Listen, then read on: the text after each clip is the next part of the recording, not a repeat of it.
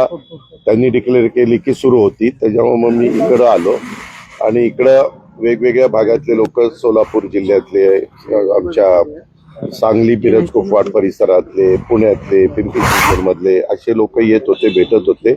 उद्या पण सकाळी 7 वाजल्यापासून मी ह्या सगळ्यांना वेळ दिलेला आहे. काहींना कुठल्या प्रभागाच्या बद्दल काही सांगायचंय, काहींचं वेगवेगळी मतं. निवडणुका म्हटल्यानंतर कसं झालं पत्रकार मित्रांनो, आमच्या निवडणुका झाल्या, कोणी आम्ही खासदार झालो, कोणी आमदार झालो, कोणी मंत्री झालो, उपमुख्यमंत्री, मुख्यमंत्री, सगळी काही पदं मिळाली आम्हाला. पण आमच्याकरता काम करणारे जे कार्यकर्ते त्यांची निवडणूक आहे. एकतर 4 वर्ष निवडणुका झाल्या नाही. वास्तविक 2022ला व्हायला पाहिजे होत्या, त्या 2026 मध्ये आता होत आहे. नवीन कार्यकर्त्यांना वाटतं की आपल्याला संधी मिळावी. बऱ्याच जणांनी आणि त्याच्यात खूप जणांना फार त्याच्यामध्ये कष्ट घ्यावे लागले की आता निवडणुका लागतील म्हणून कुणी कुणी प्रयत्न केले, परत निवडणुका पुढे गेल्या. असं करत करत या जरा सगळ्यांना म्हणजे जे इच्छुक उमेदवार होते त्यांना जरा त्रासच झालेला, ही गोष्ट खरी आहे. पण आता खऱ्या अर्थाने निवडणुका लागल्यात आणि ह्याच्यानंतर माझ्या माहितीप्रमाणे जिल्हा परिषद तालुका पंचायतीचा सुप्रीम कोर्टाने तो निकाल दिलेला आहे की 50%च्या आतमध्ये आरक्षण पाहिजे. त्याच्यात विशेषतः आपल्या विदर्भातल्या, नंतर मराठवाड्यातल्या 2 आणि विदर्भातल्या बहुतांशी आणि आपल्या उत्तर महाराष्ट्रातल्या काही अशा ह्या निवडणुकांचं 50%च्या आतमध्ये आरक्षण आणतील निवडणूक आयोग, कारण सुप्रीम कोर्टाचेच आदेश आहेत. ते झाल्यावर त्याही जाहीर. दादा, युतीबद्दल मुख्यमंत्र्यांनी आज विधान केले की पुण्यात राष्ट्रवादी आमच्यासोबत लढणार नाहीत ते, कारण दुसऱ्याचा फायदा व्हायला नको एकत्र पण शेवटी राज्याचे ते प्रमुख आहेत आणि त्यांना जे योग्य वाटतं ते स्टेटमेंट त्यांनी केलेलं आहे. त्याच्यामध्ये त्यांनी जे काही मला त्यांनी काय सांगितलं ते माहिती नाही, परंतु त्यांनी सांगितलं याचा अर्थ चर्चा होऊनच झालेला असेल म्हणूनच ते बोलले असेल. अरे बाबा, इथला कार्यक्रम संपल्या मी टीव्ही पण बघितला नाही किंवा काही मला माहित नाही. मुख्यमंत्र्यांनी काय स्टेटमेंट केलं, मी तर तुम्हाला म्हणतोय की मुख्यमंत्र्यांचं स्टेटमेंट जे झालेलं आहे ते निश्चितपणे आम्ही अनेकदा एकत्र बसतो, चर्चा करतो, त्याच अनुषंगाने त्यांनी केलं असेल. पुणे आणि पिंपरी चिंचवडसाठी काय रणनीती असणार? पुणे आणि पिंपरी चिंचवडसाठी रणनीती काय असणार दादा? त्या संदर्भामध्ये रणनीती निवडणुका लढवायची असणार, दुसरे काही अरे बाबा, अनेक विषयाच्या बद्दल आम्ही चर्चा करतो. त्यांनी आता काय तुम्हाला सांगितलं हे मला माहिती नाही, पण तरी देखील मी सांगतो की त्यांनी सांगितलं याचा अर्थ विचारपूर्वकच त्यांनी स्टेटमेंट केलं अजित पवार यांच्याशी आमची चर्चा झालेली आहे. पुणे आणि पिंपरी चिंचवड मध्ये आम्ही एकत्र लढणार नाही असं ते म्हणत. ठीक आहे, बरोबर आहे. दुसरं ऑप्शन आपल्याकडे पवार साहेबांसोबत युती करणार का? राष्ट्रवादीची युती, दोन्ही राष्ट्रवादीची युती. बाबा, आता निवडणूक जाहीर झाली, तुला काय जरा कळ काढ. पेशन्स ठेव सारखं. त्यामध्ये ऐक ना, आता 4 वाजता का 5 वाजता डिक्लेअर झालंय. आता सगळीकडं त्याचा बोबाटा झालेला आहे. आता बरेच जण वेगवेगळ्या ठिकाणी उमेदवारी मागण्याचा प्रयत्न करतायत आणि वेगवेगळे पक्ष कसे प्रभात स्ट्रॉंग होतील अशा प्रकारचा प्रयत्न करतायत. आता ते आम्ही काय केलं, मागे 15 वर्ष लोक महाविकास आघाडीमध्ये काम करत असताना आम्ही आणि काँग्रेसवाले काय करायचो, किंवा आमचे मित्रपक्ष शेका पक्ष होता तेव्हा, किंवा इतर आरपीआय आठवले साहेब तेव्हा आमच्या बरोबर काही काळात होते.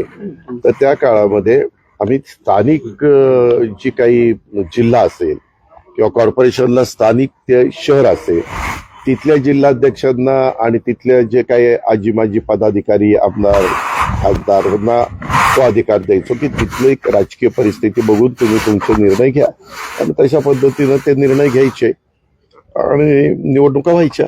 महायुतीमध्ये जे नेत्यांमध्ये एकमेकांना घेतलं जाते, म्हणजे शिवसेनेचे पदाधिकारी घेतले जातात, भाजप शिवसेनेचे पदाधिकारी घेत आहे. आज देवेंद्र फडणवीस बोलताना असं म्हणाले की शिंदे आणि आमच्यामध्ये असं ठरले की एकमेकांचे पदाधिकारी पक्षामध्ये घ्यायचं नाही. मात्र तुमच्या पक्षाबद्दल ते काय बोललेले नाहीत. आगामी काळामधले तुमच्या पक्षातले नेते पदाधिकारी सुद्धा घेण्यासाठी त्यांनी ग्रीन सिग्नल दिलेलं आहे असं तुला ते म्हणलं.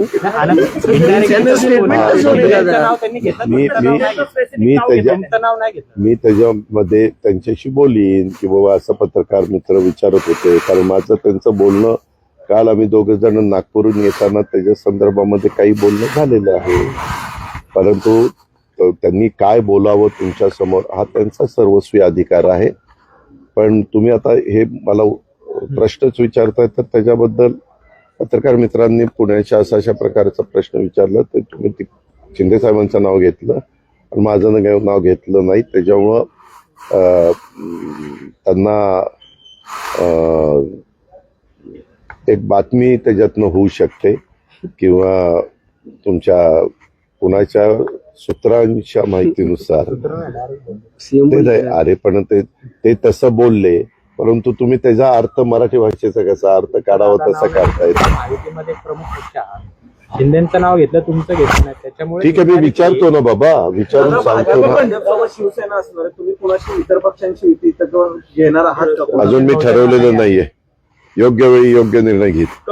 दादा ही लढत ठीक आहे, उमेदवारी अर्ज भरायच्या आधीपर्यंत. दादा ही लढत मैत्रीपूर्ण होणार आहे का? दादा ही लढत मैत्रीपूर्ण होणार आहे का? चिंचवडचं राजकारण फार चांगलं कळतं. कोणाला? तुम्हाला मुख्यमंत्री म्हणाले, मला आणि अजित पवारांना पिंपरी चिंचवडचं राजकारण फार चांगलं कळतं. दुसऱ्यांचा फायदा होऊ नये म्हणून आम्हाला वेगळं लढायचं. ठीक आहे, मुख्यमंत्र्यांनी सांगितलं ना, मुख्यमंत्र्यांनी विचारपूर्वकच उत्तर दिलेलं आहे. तुमच्यामध्ये मैत्रीपूर्ण लढत त्यामध्ये तुम्हालाही माहिती आहे की 25 वर्षात ती महानगरपालिका मी सांभाळलेली. तुम्ही अनेक पद्धतीवर, तुम्ही पत्रकार पण नव्हता, तुम्ही विद्यार्थी होता आणि त्याच्यातनं त्यावेळेस त्या शहराचा कसा सर्वांगीण विकास केला हे आपण सगळ्यांनी बघितलेलं आहे.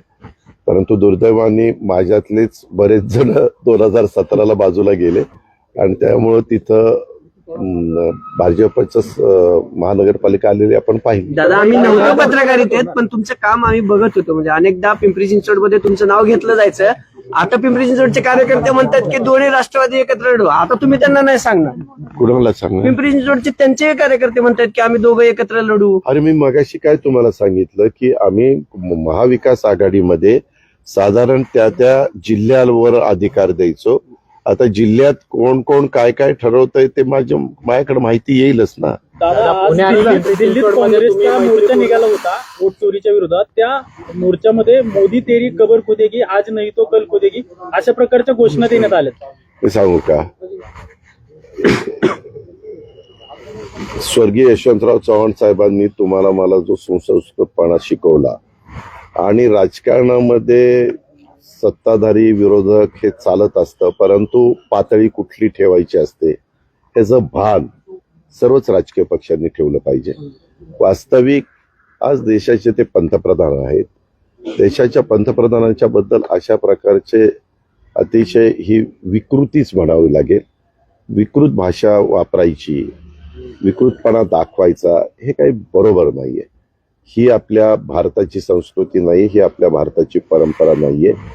हे जे वास्तविक त्यांनी हे जे कोणी वक्तव्य केलं त्याच्याबद्दल ताबडतोब त्या पक्षाच्या लोकांनी सांगितलं पाहिजे, त्याच्याबद्दल माफी मागितली पाहिजे, दिलगिरी व्यक्त केली पाहिजे.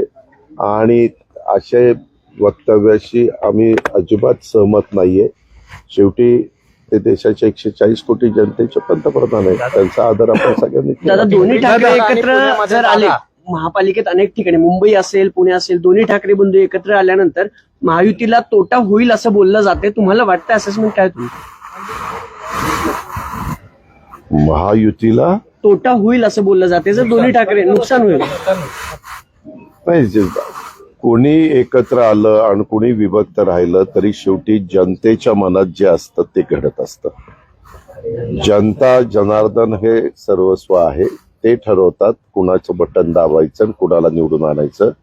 काय होतं, मी अलीकडे एक बघितलं की निवडून एखादा पक्ष आला आणि त्यांना योग्य वाटलं तर ते म्हणतात की हे चांगलंय, काय तुमचं ईव्हीएम चांगलंय.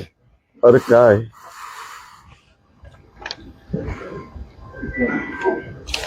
ईव्हीएम चांगलं आहे अशा पद्धतीनं काहीतरी ते बोलतात. आणि जर नाही म्हटलं तर पराभूत झाले की म्हणायचं ईव्हीएम वर दोष ढकलायचा, हे पण बरोबर नाही. कारण तुम्ही बघा ना, महायुतीला आम्हाला लोकसभेला 31 जागा आमच्या पराभूत झाल्या, अवघ्या 17 जागा आल्या. त्यावेळेस त्यांना सगळ्यांना ईव्हीएम चांगलं वाटलं. आम्ही ईव्हीएम बद्दल काही बोललो नाही, कारण तो जनतेने दिलेला कौल होता. परंतु तोच लाडक्या बहिणींच्या निर्णयामुळं आणि शेतकऱ्यांच्या निर्णयामुळं बदल झाला 5 महिन्यांनी, की लगेच ईव्हीएमला दोष द्यायला सुरुवात केली. पण एक गोष्ट मी मान्य करीन, काही काही ठिकाणी दुबार नावं, तिबार नावं किंवा एका मतदारसंघातली नावं दुसऱ्या भागात अशा गोष्टी झाल्या आणि त्याचा अनुभव सगळ्यांनीच घेतला. म्हणजे याच्याबद्दल मी रवींद्र चव्हाण साहेबांचं पण स्टेटमेंट ऐकलं. माझ्याकडे पण बऱ्याच तक्रारी आल्या. मी पण माझ्याकडे तक्रार आल्यानंतर त्या जिल्ह्यातल्या जिल्हाधिकाऱ्यांना सांगायचो की तपासून घ्या, किंवा माझ्याकडे पण काही असे पुरावे दाखवले गेले, फोटो तोच पण 3 ठिकाणी 3 नावं, उगीच किरकोळ असा बदल, अशाही पद्धतीनं झाल्या.